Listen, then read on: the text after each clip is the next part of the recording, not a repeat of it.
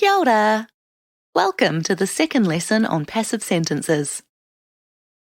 In the last lesson, we saw how to form a passive verb. Today, we'll see what a passive sentence is. We'll do this with a few examples. Kai means to eat. The passive form is kainga or kaingia. Kei te kai te hei hei. The chicken is eating. Kei te kainga te hei hei. The chicken is being eaten. In the active sentence, the chicken is doing the action. In the passive sentence, the action is happening to the chicken.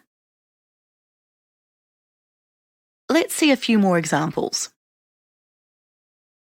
Kite means to see. The passive form is kitea. Ka kitea hau. I will see. Ka kitea ahau. I will be seen. Pānui means to read. The passive form is pānuitia or pānuihia. I pānui te tama. The boy read. I pānuitia te puka puka. The book was read. Peita means to paint. The passive form is peitatia, peitahia, or peitangia.